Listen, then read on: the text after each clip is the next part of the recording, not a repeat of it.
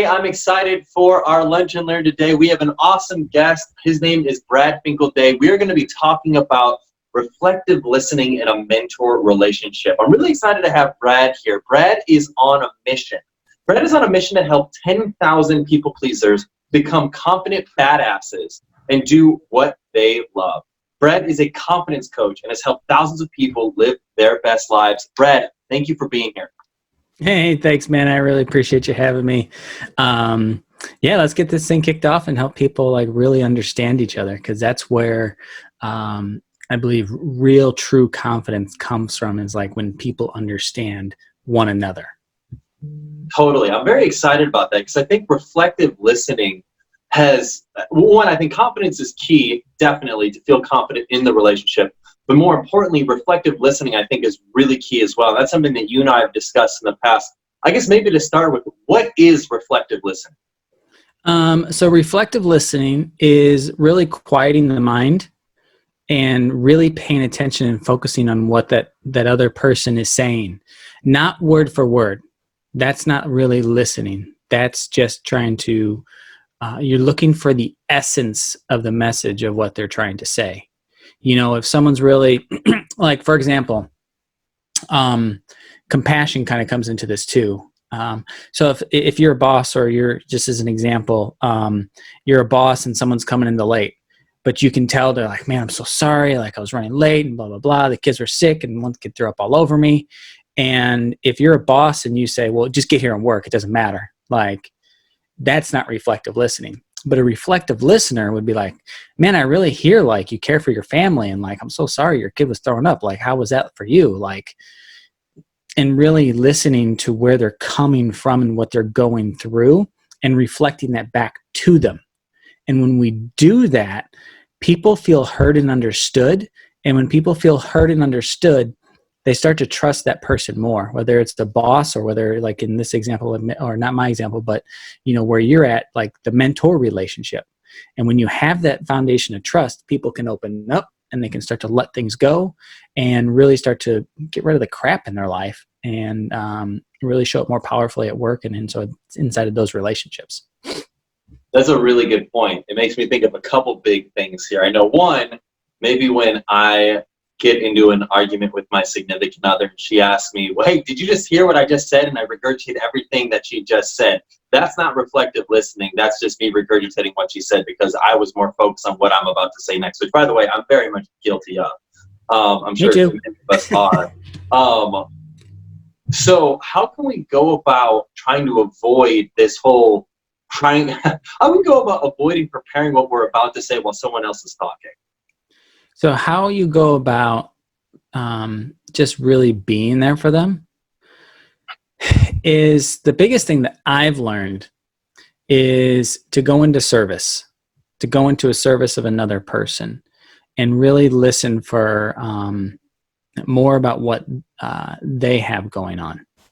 You're going to see a common theme with me. It's all about when I get out of my head. And when I'm especially if I'm nervous, I learned this when I was taking a speaking like a retreat, like learn how to speak on stage and stuff. The instructor was like, when you're nervous, go into service. And I've carried that with me throughout my career, and it applies to so much. It applies to speaking, it applies to relationship building. Like if I'm nervous to say something, or I'm too caught up to inside of something, I can be thinking about maybe what they're thinking. You know, and that starts to open the door.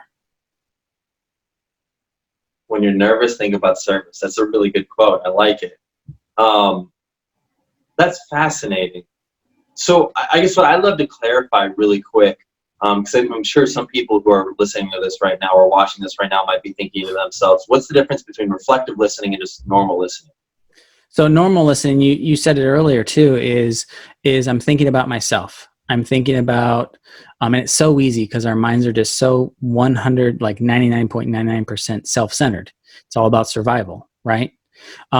So really being present and aware of that first is very helpful in the learning process to start to be a reflective listener. That when you know that most people out there are just thinking about their daily lives and how I'm going to pay the bills and how I'm going to survive and blah, blah, blah. that comes first. And then you can realize like, oh, I'm thinking about myself. They're thinking about themselves first. That's the first level is like, oh, we all think about ourselves first and foremost. And it becomes a practice to start to think about others, right? Not that you don't take care of yourself first, but it becomes just like working out or yoga or meditation. This becomes a practice of, oh my God, they're mad at me, or we're in some sort of argument. Let's slow down and pause, right? And maybe what's going on in their world, but it's one of the more difficult things I've had to learn and master. And I've had to start to quiet my mind down, so I can then ask myself that next question: what are they going to think of me? Or what's happening there? And then so that's the very first step. And then inside of reflective listening, it's all, sometimes you have to take baby steps, right? You need to be able to have the courage sometimes to like, slow down. Like, I hear your story. I hear you're just maybe, you're running late. I'm not here to fire you, or, I'm not here to judge you, but let me just share what I heard so far. Because sometimes when we're in that state, we can just regurgitate a lot of stuff. And then the other person on the other end's like, that's a lot. And you don't even know where to start, right? So if you can take it in small tidbits, so you can be like, okay, I got that you're late, and I got that you care about your job, right?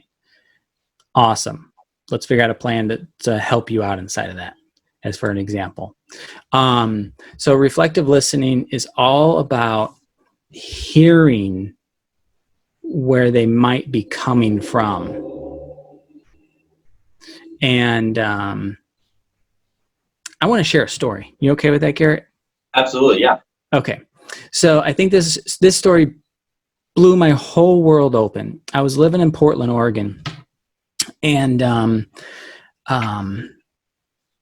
was living there. I just moved there, and I was living with this woman. It was a roommate situation, and she claimed herself to be an introvert, and I'm an extrovert. And in the house, as I would pass her, most days she wouldn't acknowledge me. She wouldn't say hi or good morning or good afternoon. But in my world, you say hi to people. In my world, you say good morning. In my world, you say what's up? What's going on? Like, how's your day going? Like, stuff like that. It's generally not okay to just avoid and, not say hi, right? And so this went on for a while. I got frustrated, and I started noticing that I was making her wrong. I was making up all these stories in my head of, she's wrong. She needs to go get some friends. She definitely needs to, learn how to be more extroverted. Essentially I was saying she needs to be more like me, is what was going on, because I wasn't comfortable with the silence. I wasn't comfortable being ignored, And so this went on for a little bit. I was working with my business coach at the time, and she called me out, and she heard me complaining about someone else. Here's a big tip too. If you're complaining about someone else, you're really not listening. So she heard me complaining about my niece, and I was like, she's afraid of spiders. She needs to get over it, blah, blah, blah. Doesn't she realize like she's 1,000 times bigger than a spider? What's there, like all of this, the stupid, ridiculous stuff I was thinking. And my coach noticed, and she noticed my pride and my ego, like getting in the way. And she like basically slapped me through the phone and like punched my ego and said, you have no clue what it's like to be your niece. No clue. None. And it like woke me up. And I was like, what the? And that like started to like shatter some things for me, right? And I started to like see some things a little bit differently. And then a couple days later, I went down to the kitchen, and like that coaching and some other coaching I got like landed in me. And I was like, holy crap, I have no clue what it's like to be anybody else. Like, I only know what it's like to be me, like, period, end of story. I'm like, oh crap, I don't know what it's like to be my roommate. Like, she's probably different than me. And so I was like, oh God, now I got to go apologize. I don't like to do this.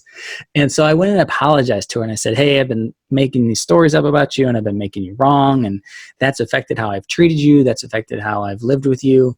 And I just want to apologize. I realize that you're a different person. You have maybe a different point of view, and you've been raised differently than I have. And I thought you should probably be like me. And when she shared back, she's like, thank you for that. I really appreciate that. And she goes, do you mind if I share a little bit about me and my story? And I said, sure, please. She goes, I really struggle with being an introvert. And it started as a kid. I was raped and molested by my older brother in this house that her parents had given her. And the way she learned to survive was to be quiet and go into her imagination. And it was a powerful, profound moment for me that, wow, I had no clue any of that was going on. Because if you were to meet this woman out in public, you'd be a strong, confident woman. You wouldn't think any issues at all. You'd be like powerhouse. But it's the moment she goes back into an environment, that home, she goes back into what she was as a little kid, quiet, introverted. And it blew the door off of how I saw the world and how I saw people. And it really opened up like, oh man, like I have really no clue what anybody else is really dealing with. And that is the one thing that has been the biggest key for me to being reflective and listening. It's like, maybe I don't know what's really going on. Maybe I don't really know.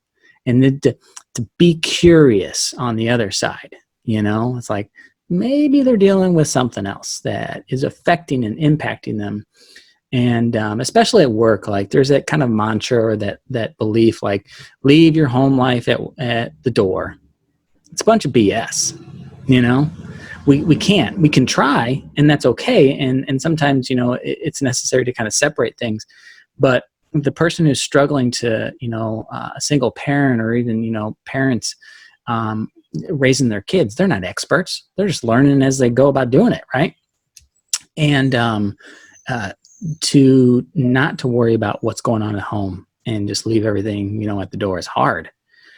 And when you can reflect back to someone like, hey, I get you're trying to be a really great mom. I get that you're trying to be a really great dad too, or a brother or a parent or a son or a daughter. Man, you create a whole new level of relationship and they get you.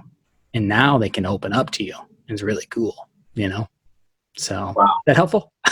Yeah, that was an incredible story. Thank you for sharing that. That was very insightful, very helpful. That was amazing. Thanks for being vulnerable. Thanks for sharing all the components of that story. That was really helpful. And I personally, I totally agree. I know it was funny. You shared that TED Talk the other day on LinkedIn, and that I watched it and I was inspired by it. I thought it was an incredible TED Talk. It was about this idea of being vulnerable in business situations. To the point that I started applying that. I started applying what I learned. One of the big, tips that this guy in this TED Talk that Brad had shared mentioned was this idea of when you're interviewing people, ask them for what their greatest weakness is. And typically when you ask that question, they give a really wishy-washy answer. And I did that. And by the way, once they give you the wishy-washy answer, you ask them to try it again. But before they try it again, you tell them a vulnerable story about yourself and what your greatest weakness is. And so I started applying that in interviews, and it was incredible. The changes were insane. I'll give you an example. I interviewed one woman for a role that we are hiring for, and I had asked her what her greatest weakness was, and she said, I am too much of a people pleaser. I will try to do whatever it takes to please people, and essentially I'll do whatever that takes. And at first when you hear that, you're like, yeah, that's kind of a wishy-washy weakness answer.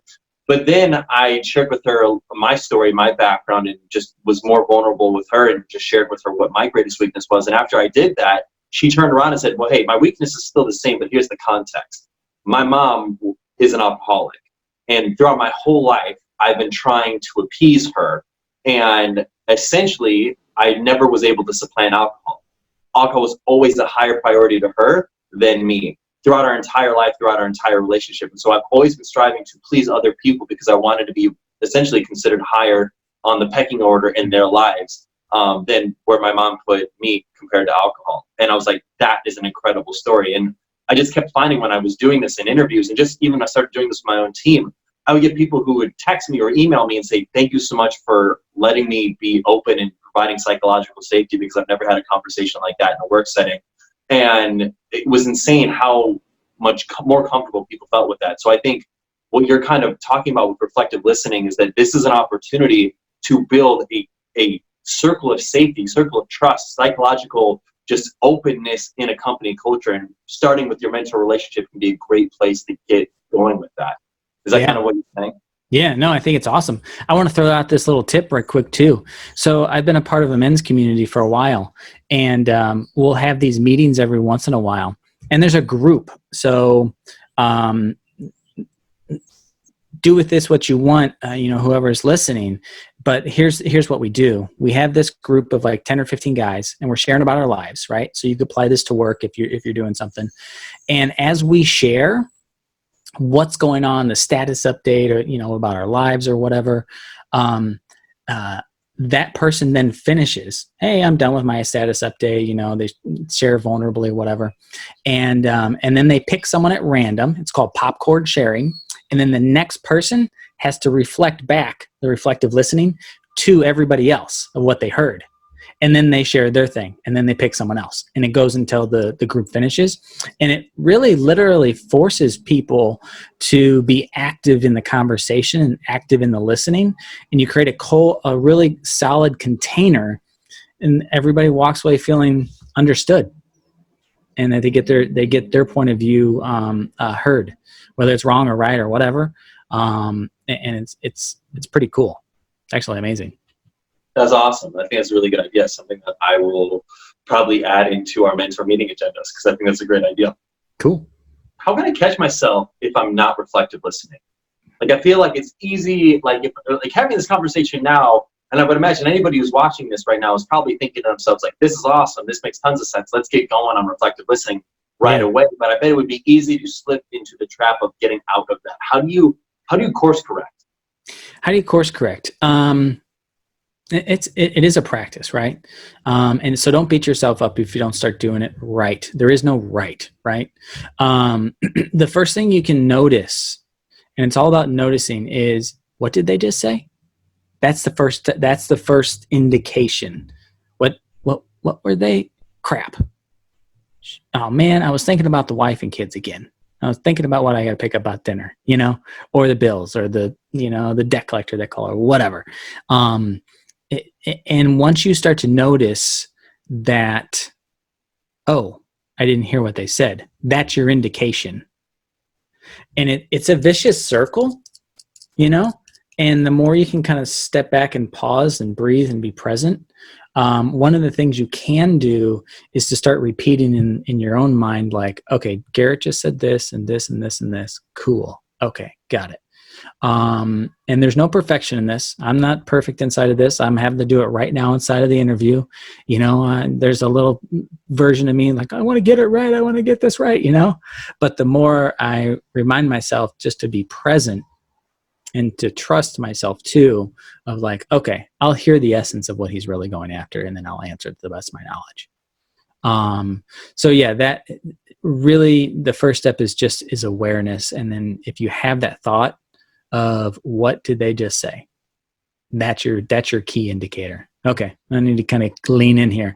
Now, your body is a big thing. If you've got these chairs that lean back like this, and a lot of business rooms do, when you lean back like that, your mind wants to relax.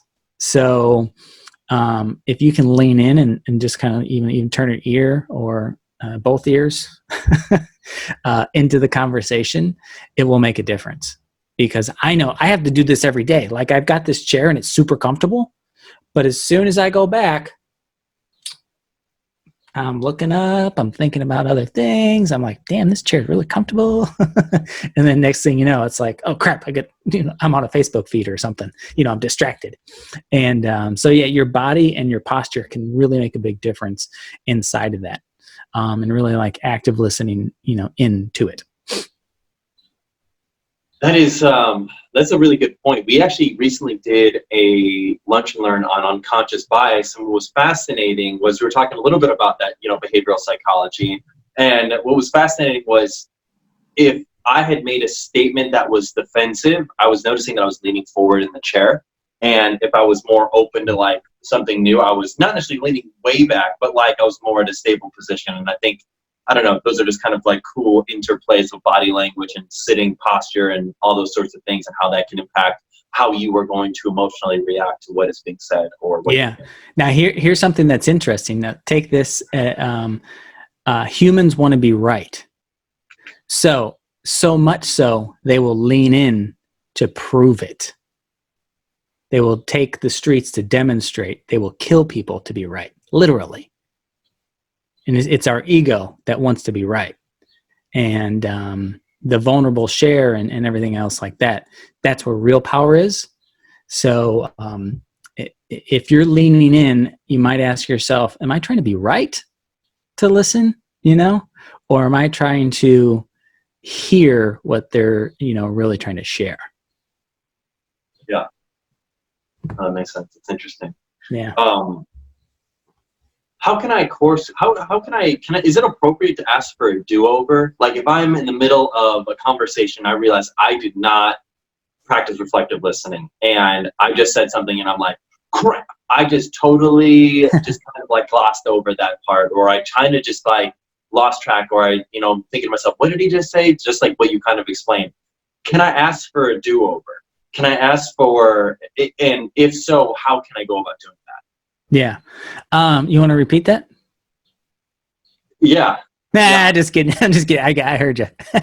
But it's like, I've had that. I've done this a lot in the recent years where at first it was really hard for me to share that, to ask for that, of like, oh man, I'm not sure what they shared there. I'm not sure what their point is. And I kind of want to ask them to reshare it. Right. And I wouldn't. I would just kind of like gloss over and like, I don't know, hope I'll figure that out later, and so I live right next to a church, and it's the bells are going off. I'm not sure if you can hear it or not. But so I eventually just started asking like, hey, can you repeat that? And what I found is most people are like, oh yeah, totally. Yeah. Like no big deal. Like, okay, cool. Like, hey, and here's the thing that I've been able to do, which is that throat gulping moment. Like, can you repeat that? I get distracted. I had my phone out and I saw my news feed and I went down that rabbit hole for half a minute, And I've had to swallow that one, especially. I was just on the phone with a friend the other day, and he was sharing something that it was a breakthrough in his life. And I was like, God damn it, stupid LinkedIn, stupid Facebook. Like you see something that's shiny object. And I was like, Robert, can you share that again? Like, I hear kind of what you're saying, but I really want to be present in this conversation, and I apologize. He's like, oh, no big deal, dude. So he shared, and it was really cool. And it was, it brought us closer together. One, for me to be able to say that and created more trust. And then he just shared what he was up to again, and he shared his win for the week, and it was really cool. That's awesome. No, that's a good advice. I like that.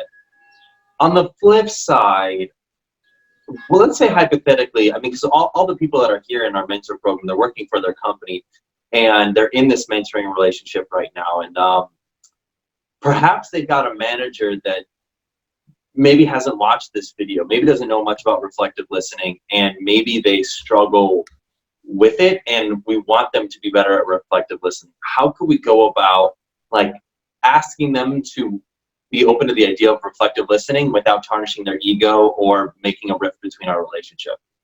So if the person that has the skill of the reflecting listening and has the boss or the other mentor that does not, do it. Practice it in front of them. And it's amazing what will happen. I've been on calls with CEOs and executives and, talking to them. I remember this one coaching call. It was an initial conversation, but it kind of turned into a little bit of coaching. And I just reflected back to him what I heard. And he was like, dude, you get me. You really get me. He goes, I don't know if we're going to work together, but I want to stay connected, and it's nothing more than really reflecting, and it builds trust. And it's amazing what it does when people feel heard and understood in their life. So yeah, just demonstrate that back to them. And then if they don't know what that is, what you can say at that point is like, I just shared back to you what you shared with me, and how do you feel about what, just happened? And more likely than not, they're going to be like, I feel understood. And then that can open up the conversation and be like, hey, I don't know if you know this skill or not, not putting it on them, but saying like, and being vulnerable. Like, I started using this a few months ago, and man, it's transformed my relationship. And if I'm being vulnerable with you, I think it would really help you and the team. I think it would help open up new levels, of trust between some of the teammates. I think I'd be happy to help you, give it a try, or at least share the skill, or send you a link, or, whatever, or share this interview with them, whatever that might be, and be able to be the example inside of it. Right. But the key thing is, this is the one thing that's very important is not making the person wrong for being who they are. Right. Because they don't have that skill, and babies weren't born to reflective listening, and we don't have that skill. We have to learn it. So if someone doesn't have it, it's so easy for us, and myself included, to think like, oh, everybody should have this. Like, this is the best thing ever. Well, we don't, right? We have to learn it. And then when someone doesn't have it, it's very important to remember, like, oh, maybe they don't have that skill. How can I best show it to them, or demonstrate it without making them wrong? You know what I mean? Yeah, no, that's a really good point. Wow, that's fascinating, and I like it. It sounds kind of like you're using a little bit of Dale Carnegie's kind of, hey, I'm not an expert in this, or I'm not a manager in this, but have you considered XYZ outcome? Yeah. I just finished up the final chapter, and just finished up Creativity Inc. by Ed Catmull, the guy that started Pixar. And in the final chapter, he talks about Steve Jobs, and obviously, Steve Jobs' reputation is that he's intense, and he's super smart, but he's very intense. He's got a very strong personality. But one of the things that he had mentioned was that whenever Steve Jobs, whenever Pixar was doing a showing of one of their movies to their board, which Steve Jobs was on their board because he owned Pixar. One thing that he would say before he ever gave any advice about a movie, any tip about a movie, is Steve Jobs would always say, I'm not a film producer, I'm not a filmmaker. So honestly, throw this advice in the trash if you want to. It's totally okay. I wouldn't be offended. But have you thought about XYZ thing? Yeah. And it was fascinating because Ed had said that every time Steve gave that advice in that manner, almost always it was taken, and always was a great perspective because it was an outside perspective. But because he disarmed by saying you could throw this away in the trash and I'm not an expert on this, it almost made it easier to accept the advice. Yeah. It's like an offer, like giving a hand, like, but you're not like grabbing them by the shoulder and telling them what to do. Right. You're Totally. like, hey, this thing's worked for me, and I think it might be a great idea. I'm no expert, but you might give it a try. Here's how it's helped me. When you share the thing that has really helped you, and you share a little bit of real world what's happened, from some story in your life, that's when people start to see the benefit for themselves, because we like to hear stories. We like to see stories, and we connect with stories. I mean, it's why movies are out there. It's why podcasts are so huge. As soon as you have a great story, people listen in, it's pretty cool. So true. Well, awesome. Brad, this was awesome. I really enjoyed having you on this Lunch and Learn today. How can our audience learn more about you? How can our audience connect with you, learn more about you? If they've got any questions, how can they follow up? How can our audience learn more about you? So you can definitely find me on LinkedIn, right? Under Brad Finkeldei. You can also go to my website at don'tbeachickendoityoulove.com. That's a long one, but it's easier for people to remember than, my last name. It's kind of a tongue, it's not that easy to spell. So I came up with a URL that's just easy, don't be a chicken, do what you love. And yeah, I mean, if people are interested, come say hi, introduce yourself on LinkedIn. I'm happy to share, or at least, point you in the right direction, and just be of service to people. Awesome. Thanks, Brad. Thanks, man. See you, everybody.